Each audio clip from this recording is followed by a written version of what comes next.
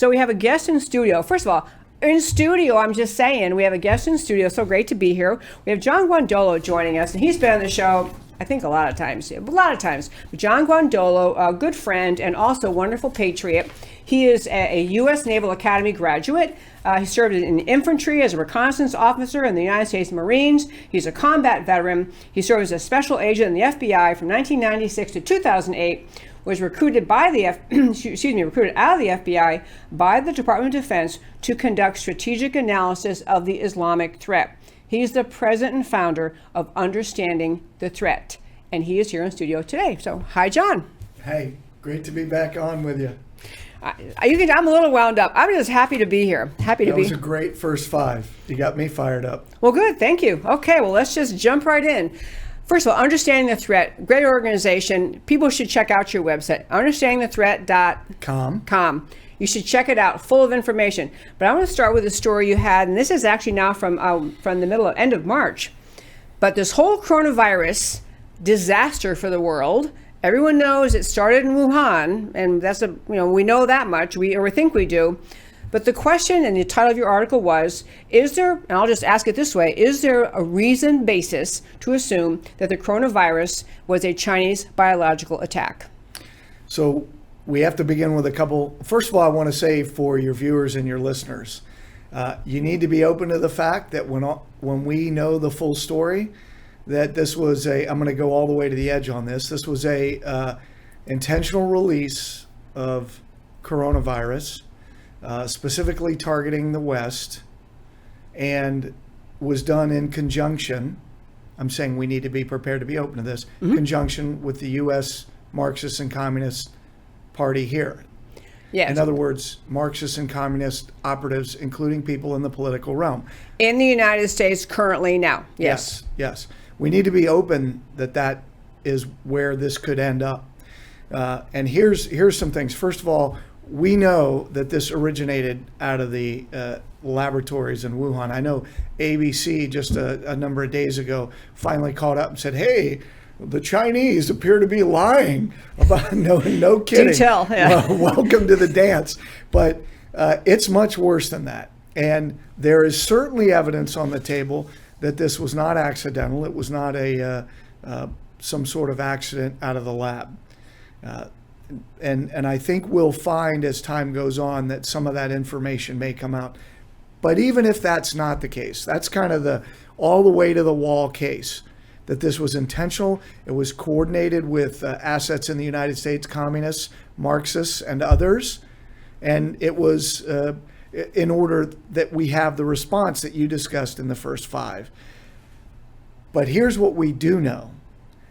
As you mentioned in your first five, the Chinese government has been very clear for years about their hostile intentions militarily towards the United States. We study things like the unrestricted warfare writing and what they say, and the basis of it is everything is in play. Everything's in play, nothing's out of play. But the way the Chinese, and this actually goes towards the Islamic threat also, but remember, the communists and the Chinese are working together. But the thing we need to understand is the way they fight war is very different from the way we fight war. They look to influence opinion, to drive it towards a direction, and then force an outcome. All in the information realm, subversion, all part of political warfare. As a tactic of warfare, yes. As a part of warfare. We think tanks, bullets, bombs, planes. That's how Americans think. Most European nations think that way, not all. But that's not the way China thinks. It's not the way Russia thinks. It's not the way they do warfare. And by the way, all along, both those countries, Russia and China, we'll focus on China, has been massively accelerating their military buildup. And so we need to look at this from all perspectives of warfare.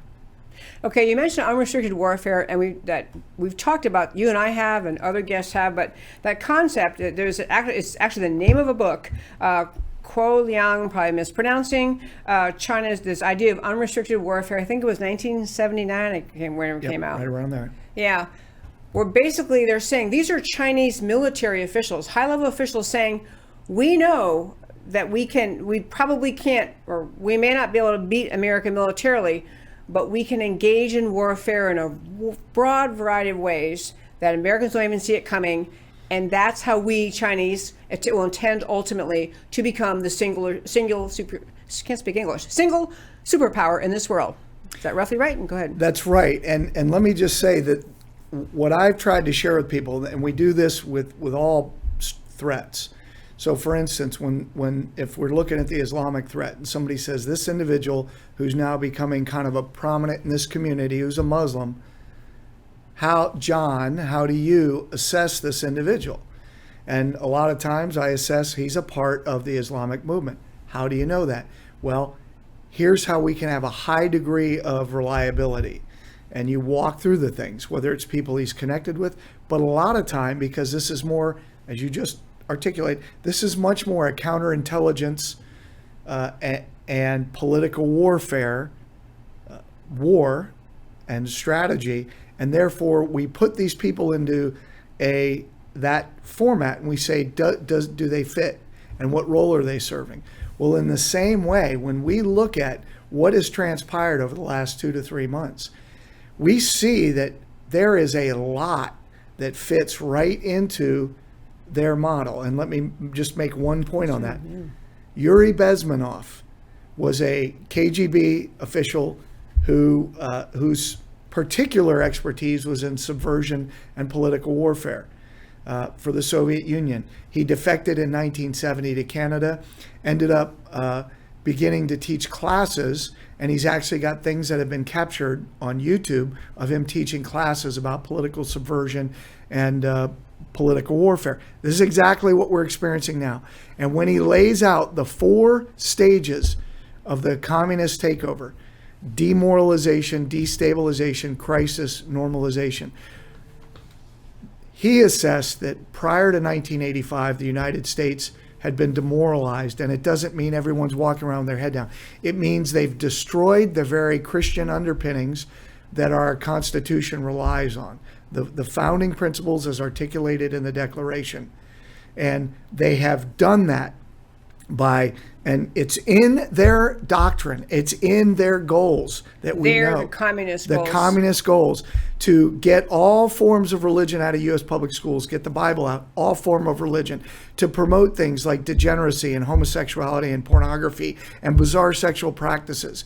And now what do we see? We see things like the U.S. Air Force Academy allowing Wiccans, witches, to have their own little special. Oh yeah. So and what do we see being taught at Harvard and Yale, founded as Christian universities, now hold seminars for bizarre sexual practices. Like, that is out in the open. That's public. There've been reports on that. So from 1950 to today, we've seen that. He said prior to 1985, the destabilization, where you take over the foreign policy, the economic policy, and get into the defense system. And what do? You bring the government to a place where we bloat the budget, where we bloat the size of the government. And the federal government becomes this bloated cow. And what have we seen, right? And then you have the crisis, which you said. You're talking about coronavirus. This is that crisis. It's certainly a crisis. And in that crisis, you exert the federal power, you strip the liberties, you actually hopefully get to a point where martial law or something like it becomes a reality, and then you normalize this behavior. So as the crisis abates, as the crisis fades, you begin pushing full-blown communism, government control of things, and all the things that you've talked about on your show recently. And the things that we've written about, that I've written about at Understanding the Threat, line up with that. You just look at, you've got lawsuits by locales and states against private businesses because their prices during this whole crisis, which we now know is complete BS. Is coronavirus real? Of course it's real. However, none of the models were even close. They were wildly over-exaggerated. So it means the people doing the models were either grossly incompetent across the board, or there was an intentionality to it, or the data they were being given was completely fictitious. And what we see coming out of that is a model that says, oh my God, 2 to 3 million people are going to die in America from this. Maybe even 100 million or more infected and all this. And the infection rate's not the problem. Right. It's the lethality rate. And what we now know, just last weekend, almost a week ago, the CDC backed their numbers down from over 80,000 to 60,000 of deaths. We've got the reports from Project Veritas that death certificates are being marked with COVID regardless of whether they died of COVID or not. And I just had conversations today with individuals where they've personal examples of people who died of terminal illnesses, but because they were with COVID, that's on the death certificate. And these families are outraged. But this is what's going on. And this is just the tip of the iceberg. Okay, I forget the question I asked. No, actually, we were talking about the idea of coronavirus being a possible Chinese biological attack. I think more Americans are awake than ever have been before. We used to think China was our friend, and there was a lot of talk in America early on about we opening up to China, and when we trade with them and they trade with us, and they're going to see how beautiful freedom is, and they're going to be more like us because they're going to see how great capitalism is and how well it works. But the actual thing we've been doing with China is funding the growth and strength of the totalitarian Chinese Communist Party, which has at its root the idea not just to have communism pushed out around the world, but to really have Chinese communists, the Chinese people themselves, be the entity, be the one that's going to rule the world. This is very helpful to people starting to realize this. Gordon Chang's talked about in the show, numerous other people, to recognize them as an actually dangerous enemy. And to your very first point, you were saying we have to be awake to the idea or open to the idea that this virus was, at least it was created in the lab. It's not the wet market story, is from the lab, but then it was perhaps intentionally released, or I don't even know if you're mistakenly released, but then silenced and to let it flow. But that actually, and the piece I want to get back to is that this may have been more coordinated with people in our country who have had a very long mission. The Communist Party of America, the Democrat Socialists of this country, the radical left of this country has very much wanted communism and, whatever you want to call it, Marxism, socialism, be the norm in America. So the notion that they would in any way have been connected, that would be staggering. That would change everyone's recognition of how dangerous the left is in this country. I would go a step further and say I think it would be absurd to think that the Communist Party, the Comintern from China, from other areas, wouldn't be coordinated. We know they coordinate with the Communist Party USA and with all of their affiliates like Freedom Road Socialist Organization and all of the Revolutionary Communist Party, and by the way, the Democrat Party of the United States. Now, the Democrat Party of the United States, the communists stopped running candidates, Gus Hall in 1984, who was the leader of Communist Party USA, because they had the Democrat Party. Who was doing their bidding, more or less. I've said this before, but Trevor Loudon produced a great piece that we promote frequently, but it's just he objectively looks at all the members of the House of Representatives, and of those, how many of them are overtly Marxist communists? Top 50, and 50 out of 50 are Democrats. And the reason is because they're not covert communists anymore. They are overtly socialist Marxist communists. They are very clear about who they are and what they're doing. When people ask, how do we know what they're doing here? We have decades of information. By the way, you can just read the Communist Manifesto if you're unclear about what they're doing. And you can go to the websites of the Revolutionary Communist Party or Freedom Road Socialist Organization or Communist Party USA or Democratic Socialists of America, which many Democrat members of Congress and the Senate as well and leaders openly affiliate with. The Democrat Socialists of America. Right. Yeah. That's a communist organization. Okay, let's be very clear. And you have members of Congress. And where are the FBI investigations? Where are the charges against these people for what they're doing? Because some of them have violated the law across the board. Okay, but put that aside for a second.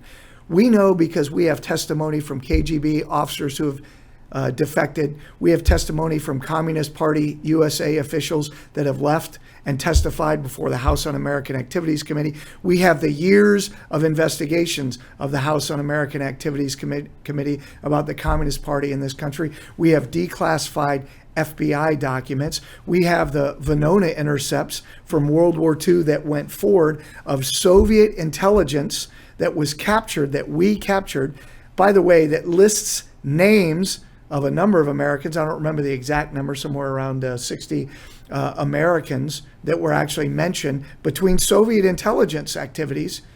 We have all of that. And by the way, we've got Vasily Matroikin's files, a Soviet KGB archivist for 30 years that brought his notes of KGB operations for 3 decades. When you put all that together, we get a very clear picture of the communist movement. And we know today that the Democrat national leadership is at the tip of the spear of the communist movement, that they coordinate effort with other organizations. And some members of Congress have actually traveled to meet with communist leaders. So this is not something that's vague. We know what they're doing and how they're doing it in many cases. You know, it's a very interesting thought I had while you were talking about how, at least in the time I was growing up, I think the time you were growing up, we used the expression that you have the communist world and the free world. We had a very clear distinction that the Western civilization, Western countries like America, are free. That is the premise of our society. In the last, and I don't know when to attribute it because you're describing things been happening for decades, but it has been kind of not known by a lot of people, known by people like you who worked in, intelligence, but most people just figure the communists are there, that's them, we're us, we're free. Only in the last, I don't even know what to say, 10 years or 15 years, there has been a slow shift where we have ideas that really are socialist ideas, really are Marxist or communist ideas, have become legitimized and normalized in American political conversation, in American assumptions, where people say, well, okay, so yeah, she's a socialist, she seems like a nice person. I mean, people made a big splashy deal about the fact that you had Alexandria Ocasio-Cortez, absolute strident Democrat socialist, and Bernie Sanders getting close to the nomination, Democrat side. But what those people publicly did was begin to normalize those ideas, which for most of American history, most of us knew were simply inconsistent with, can't work with, can't live with the premise of freedom in America. So what do we do about that? Well, I think you've nailed it, and you said it again in your great first 5 opening, is that we have to recognize people like Bernie Sanders and AOC, they're enemies of the United States. And people that stand behind them are either really ignorant, which is in many cases the point, just listen to them speak on TV.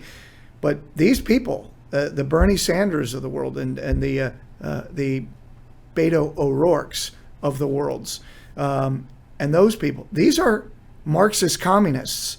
These are people tied to very dangerous ideologies who are part of a movement to bring down liberty and the constitutional republic.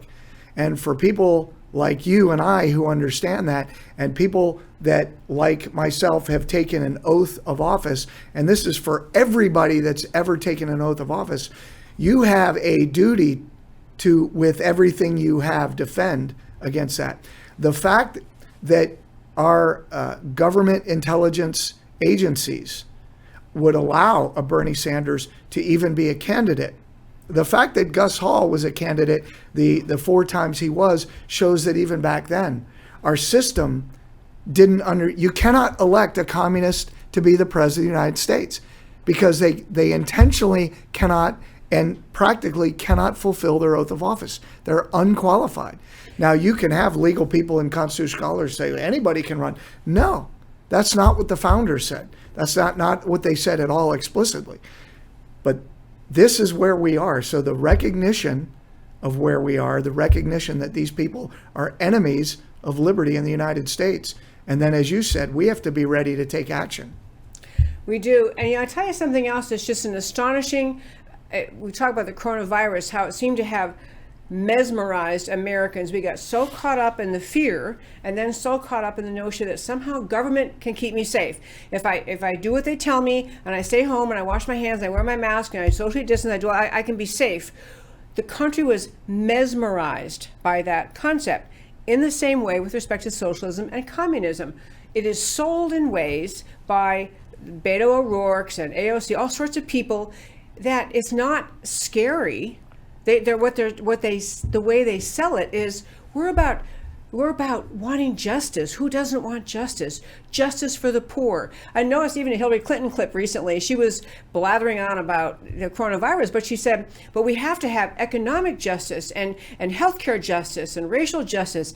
They sell these horrible ideas of Marxism, collectivism, and communism in very American terms, alluring terms that dupe people into thinking, oh, well, I'm in favor of justice. I'm in favor of safety. And so we get, I don't know if there's really a question here. It's more of a conversation, but I'm troubled by their ability to lure people and dupe people by happy sounding patriotic language. So I have two thoughts on that. One, let's put it into context. You had the leader, the head of the FBI and CIA, admitted communists. James Comey admitted when he was a young man he was a communist, and he has admitted that even today the ideological driver in his life is Reinhold Niebuhr, a deceased socialist leader, Marxist. You've got John Brennan, who publicly said he voted for Gus Hall, the Communist Party USA candidate. And somehow, because the CIA is so freaking broken and has been for decades, that they allowed him to join the CIA. That right there. So if anybody watching or anybody is unsure of how corrupted all the major components of the federal government are, I don't know what else to tell you. There is an ongoing coup against the President of the United States that's now in its fourth iteration. And are you paying... You're talking about the response to coronavirus is its fourth iteration. Yes. Yes. Okay, I mean, me too. you look at all of these things that are happening. And this isn't going to end, folks. When coronavirus is done, we got the murder wasps. We got something else that's going to be the next thing. And all they're trying to do is tie a 500-pound anvil around the president's neck so that if he happens to get reelected from their perspective, then they'll just weigh him down for another 4 years with another whole series of things, and they will attack him from all directions. That is where we are. The biggest problem when you talk about how do we, are people paying attention? I think tens of millions of Americans have a pretty good idea of what's going on. And I think they see it, and they're seething, and they're looking for leadership and guidance in what to do. Which leads me to one point about President Trump, whom I did not support in the primary, whom I defend. I am thrilled with his agenda, his leadership, his strength, his tenacity. He will not back down. They went after him with the Russia-Trump collusion, and then they went after him in the Ukraine and all the other little things they thought up. And he's so strong and he's so good. What he's not been able to do well, and I don't know, so we need help in this. He's not been able to identify this coronavirus policy that we embraced as an attack on him. And that's the next step needed. It needs, what you're saying here, what I'm saying here, has to be articulated at the national level by many people, that this is no longer a discussion about healthcare. This is a discussion about, this is the next coup attempt against him. And I don't know who's going to do that, but someone's got to be defending him at that level, on that point. That's absolutely right. You just described it. Mr. Trump's a one-man army. And he is God bless him. He is being attacked in a coordinated effort in all directions by the Marxists and communists. You've got the media openly defending communist China and coming against the President of the United States. Yes. You've got Nancy Pelosi saying we're going to block attempts to figure out where this coronavirus came from. Okay, say that again. I thought our listeners didn't even know about this. Yeah, Nancy Pelosi is interfering, is blocking attempts to get to the root of the coronavirus, right? The whole thing, because she knows where it goes. because she's up to her eyeballs in it. She is as corrupt and as dirty as any politician in the United States of America.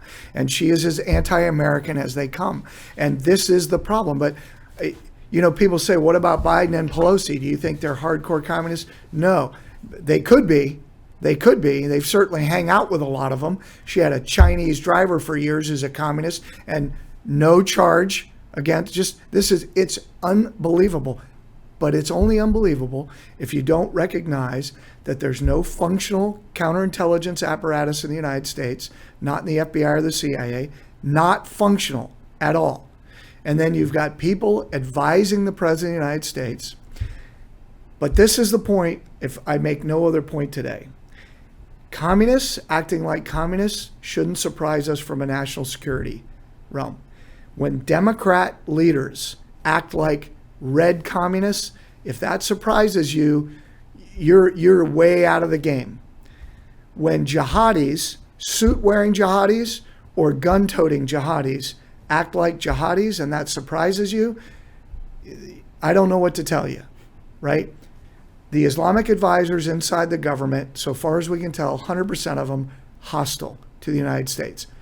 All the components of government have been compromised by the communists. And what Mr. Obama did was place quite a number of them deep in the bureaucracy, so they're not just appointed people that you can pull out. There's going to have to be an overt, very aggressive effort to purge the federal government as a start. The establishment Republicans are the biggest threat to the Republic because they have sat on their hands. Some are overtly helping the other side, and their activities are most dangerous because they're the ones we and Americans are looking to actually do their duty. To rescue us. And they're not. Folks, let me tell you, as plain as I can say it, American citizens, you're the answer. You're the government. The American citizens are going to have to take this back. When you have good people like Sean Hannity look at a group of Americans exercising their right to keep and bear arms and saying, I believe in the First and Second Amendment, but this has gone too far. No, this hasn't gone far enough. We have a tyrannical federal government that in and of itself is split between patriots and the corruption that has got to be purged. And it's got to come hard and it's got to come fast. And Mr. Trump is standing almost all alone fighting this battle.